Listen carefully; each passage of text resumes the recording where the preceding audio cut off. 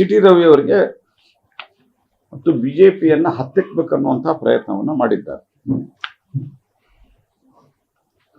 ಕಾನೂನಾತ್ಮಕವಾಗಿ ನಾವೇನು ಹೋರಾಟವನ್ನ ಮಾಡಬೇಕು ಅದನ್ನ ಇನ್ನು ಮುಂದೆನೂ ನಾವು ಹೊರಿಸ್ತೀವಿ, ರಾಜಕೀಯವಾಗಿಯೂ ಮಾಡ್ತೀವಿ. ಆದರೆ ನಾನು ಸ್ಪಷ್ಟವಾಗಿ ಅಧಿಕಾರಿಗಳಿಗೆ ಹೇಳಲಿಕ್ಕೆ ಬಯಸ್ತೀನಿ, ಸರ್ಕಾರ ಒಂದೇ ಇರುವುದಿಲ್ಲ. ನಾನು ಯಾಕೆ ಪದೇ ಪದೇ 3 ದಿವಸದಿಂದ ಅಧಿಕಾರಿಗಳ ವರ್ತನೆಯನ್ನು ಖಂಡಿಸ್ತಾ ಇದ್ದೇನೆ ಅಂತಂದ್ರೆ, ಒಂದು ಸ್ವಲ್ಪ ಅಧಿಕಾರದಲ್ಲಿದ್ದಂಥ ಮಂತ್ರಿಗಳ ಮಾತು ಈ ರೀತಿ ಇಲ್ಲಿಗಲ್ ಆರ್ಡರ್, ನೀವು total illegal, immoral, unconstitutional oral instruction ಅನ್ನ ನೀವು ಪಾಲನೆ ಮಾಡ್ತಾ ಹೋದ್ರೆ ಬೆಳಗಾವಿ ಕಮಿಷನರ್, ಪೊಲೀಸ್ ಕಮಿಷನರ್ ಹಾಗೆ ಸರ್ಕಾರಗಳು ಬದಲಾಗ್ತವೆ. ಇದನ್ನ ಎಚ್ಚರಿಕೆಯಿಂದ ಇಟ್ಕೋಬೇಕು. ನೀವು ಗದ್ದೆಯಲ್ಲಿ ಹೋಗಿ ನಿಲ್ಲಿಸೋದು ಸಿ ಟಿ ರವಿ ಅವ್ರನ್ನ, ಕ್ವಾರಿಯಲ್ಲಿ ಹೋಗಿ ನಿಲ್ಲಿಸೋದು, ಆನಂತರ ಯಾವುದೋ ಅರಣ್ಯದ ಮಧ್ಯದಲ್ಲಿ ಹೋಗಿ ಕರ್ಕೊಂಡು ಹೋಗಿ ನಿಲ್ಲಿಸೋದು. What the bloody business you had mister commissioner? ಖಾನಾಪುರಕ್ಕೆ ಕರ್ಕೊಂಡು ಹೋಗಿ 10,000 ಜನ ಪಂಚಮಸಾಲಿಗಳು ಶಾಂತ ರೀತಿಯಿಂದಿದ್ದಾಗ ಲಾಠಿ ಚಾರ್ಜ್ ಮಾಡಿ ಡಿಸ್ಪರ್ಸ್ ಮಾಡ್ತೀರಿ. 50 ಜನ ಪೊಲೀಸ್ ಸ್ಟೇಷನ್ ಮುಂದೆ ಬಿಜೆಪಿ ಕಾರ್ಯಕರ್ತರ ಮತನ ತಗೊಂಡು ನಾವು ಖಾನಾಪುರಕ್ಕೆ ತಗೊಂಡು ಹೋಗಿ ಅಂದ್ಕೊಂಡು ಅತ್ಯಂತ ಒಂದು ಬಾಲಿಶವಾದಂತ ಹೇಳಿಕೆ ಕೊಡ್ತಾರೆ ಅವ್ರ ಕಮಿಷನರ್, ಬೆಳಗಾವಿ ಪೊಲೀಸ್ ಕಮಿಷನರ್. ಅಲ್ಲಿಂದ ಯಾರು 3 ಸರ್ತಿ ವಿಧಾನಸೌಧಕ್ಕೆ ನುಗ್ಗಿ, ವಿಧಾನಸೌಧ ಮೋಸ್ಟ್ ಸೆಕ್ಯೂರ್ಡ್ ಪ್ಲೇಸ್, ಹೆಂಗ್ ನುಗ್ಗಿದ್ರು ಅವರು? ಒಬ್ಬರನ್ನು ಅರೆಸ್ಟ್ ಮಾಡಿದ್ ನೀವು. ನಾನು ಸಿ ಟಿ ರವಿ ಅವರಿಗೆ ಸಲಹೆ ಕೊಟ್ಟಿದ್ದೇನೆ, ಒಂದ್ ಕಡೆ ಪೊಲಿಟಿಕಲ್ ಹೋರಾಟವನ್ನು ಏನ್ ಮಾಡೋದು ಮಾಡೋಣ, ನ್ಯಾಯದಲ್ಲಿ ವಿಶೇಷವಾಗಿ ಯಾವುದೇ ಸರ್ಕಾರ, ನಾಳೆ ನಮ್ಮ ಸರ್ಕಾರ, ಹಿಂದೆ ನಮ್ಮ ಸರ್ಕಾರ ಇದ್ದಾಗ, ನಾಳೆ ನಮ್ಮ ಸರ್ಕಾರ ಬಂದಾಗೂ ರಾಜ್ಯದಲ್ಲಿ ಇಲ್ಲಿಗಲ್ ಯಾರೋ ಒಬ್ಬೆ ಮಾಡ್ತಾರಲ್ಲ ಅವ್ರಿಗೊಂದು ಪಾಠ ಹಾಕ್ಬೇಕು. ಅದಕ್ಕೆ ಬೆಳಗಾವಿ ಪೊಲೀಸ್ ಕಮಿಷನರ್ ಮತ್ತು ಅವರ ತಂಡಕ್ಕೆ ಕಾನೂನಿನ ಪ್ರಕಾರ ನ್ಯಾಯ ಆಗ್ಬೇಕು. ಆ ರೀತಿ ಹೋರಾಟ ಮಾಡ್ಲಿಕ್ಕೆ ನಾನು ಸಿ ಟಿ ರವಿ ಅವರಿಗೆ ಸಲಹೆ ಕೊಟ್ಟಿದ್ದೆ. ಅದಕ್ಕೆ ಏನ್ ಬೇಕಾದ ಎಲ್ಲ ಸಹಾಯವನ್ನ ನಾನು ಮಾಡ್ತೀನಿ ಅಂತ ಹೇಳಿದ್ದೇನೆ. ನಮ್ಮ ಪಕ್ಷನೂ ಮಾಡ್ತದೆ. ಕೆಲವು ಪೊಲೀಸ್ ಅಧಿಕಾರಿಗಳು, ಎಲ್ಲಾ ಪೊಲೀಸ್ ಅಧಿಕಾರಿಗಳು ಹಿಂಗಿದ್ದಾರನ್ನ ಹೇಳ್ತಾ ಇಲ್ಲ, ಅನೇಕ ಒಳ್ಳೆ ಪೊಲೀಸ್ ಅಧಿಕಾರಿಗಳು ಈಗಲೂ ಇದ್ದಾರೆ. ಈ ವರ್ತನೆಯನ್ನ ನಾನು ತೀವ್ರವಾಗಿ ಖಂಡಿಸ್ತೇನೆ.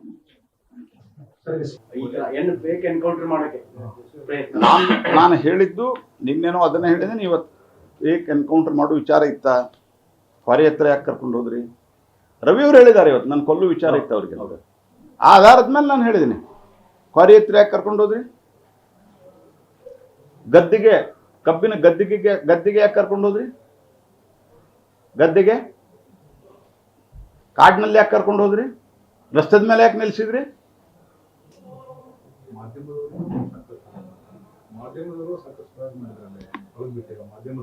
ಮಾಧ್ಯಮದವ್ರಿಗೆ ಬಿಟ್ಟಿಲ್ಲ. ಮತ್ತು ನಾನು ನಿನ್ನೆನೂ ಹೇಳಿದೆ, ಮಾಧ್ಯಮದವರು ಕೆಲವರು ಸಾಹಸ ಮಾಡಿ ಹಿಂದೆ ಬೆನ್ನು ಹತ್ತಿದ್ದು ಸಿ ಟಿ ರವಿ ಏನೂ ತೊಂದರೆ ಕೊಟ್ಟಿಲ್ಲ, ಇರಲಿಲ್ಲ. ಎಲ್ಲೇ ತೊಗೊಂಡೋಗಿ ಏನು ಮಾಡ್ಬೇಕಂತ ಮಾಡಿದ್ರು ನಂಗೆ ಗೊತ್ತಿಲ್ಲ.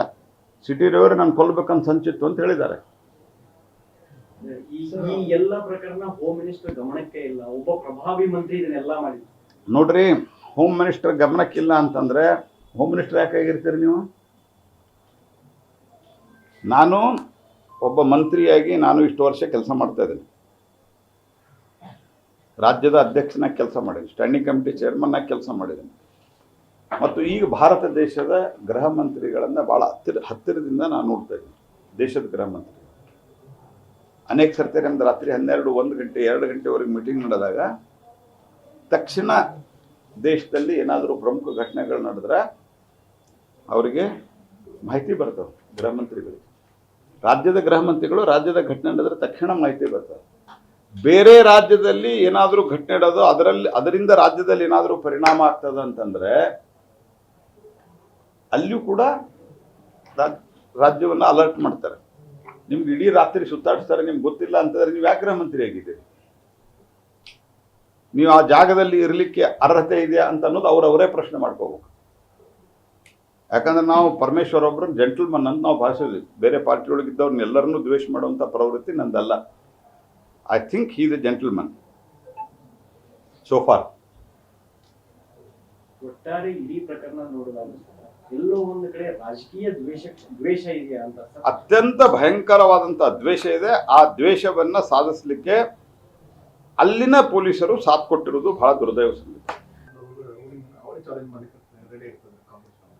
ಅವರು ಚಾಲೆಂಜ್ ಮಾಡಲಿ, ಕಾನೂನು ಪ್ರಕಾರ ಅವ್ರು ಏನು ಬೇಕಾದ್ರೆ ಚಾಲೆಂಜ್ ಮಾಡಲಿ, ನಾನು ಅದ್ರ ಬಗ್ಗೆ ಅವ್ರು ಚಾಲೆಂಜ್ ಮಾಡಲಿ. ಮತ್ತು ಬೇಸಿಕಲಿ ವಿಧಾನಸೌಧದಲ್ಲಿ ಆದಂಥ, ವಿಧಾನ ಪರಿಷತ್ತಿನ ಚೇಂಬರ್ನಲ್ಲಿ ಆದಂಥ ಒಂದು ಘಟನೆಯನ್ನು ಇಷ್ಟು ತರಾತುರಿಯಲ್ಲಿ FIR ಮಾಡಿ, ಆ FIR ಕಂಪ್ಲೇಂಟ್ ಕೊಟ್ಟವ್ರು ಯಾರು? ಆ ಮಂತ್ರಿಗಳ ಆಪ್ತ ಸಹಾಯಕ. ಅವ ಇದನ್ನ ಒಳಗಲ್ಲಿ ಆಪ್ತ ಸಹಾಯಕ. ಕಾಮನ್ ಸೆನ್ಸ್ ಬೇಡ ಈ ಪೊಲೀಸ್ ಕಮಿಷನರ್ಗೆ? ಅದನ್ನು ತಗೊಂಡು ಅವರು FIR ಮಾಡ್ತಾರೆ, ನೋಟಿಸ್ ಕೊಡೋದಿಲ್ಲ, ವಿಧಾನಸೌಧದ ಹತ್ರ ಹೋಗಿ ನುಗ್ಗಿ ಅವರನ್ನು ಎತ್ಕೊಂಡು ಹೋಗಿ ಅರೆಸ್ಟ್ ಮಾಡ್ತಾರೆ. ಹಾಗಾಗಿ he is unfit to become a IPS officer.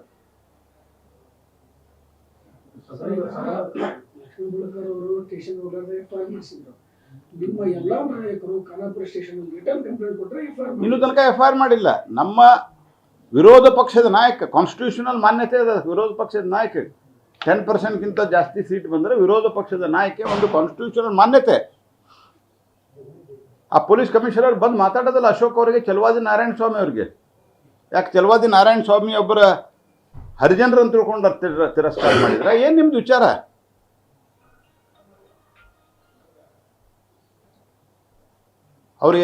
ಅವರು ಆ ಸಮುದಾಯಕ್ಕೆ ಸೇರಿದ್ರು ಅಂತ ಹೇಳಿ ಮಾಡಿದ್ರ ನೀವು?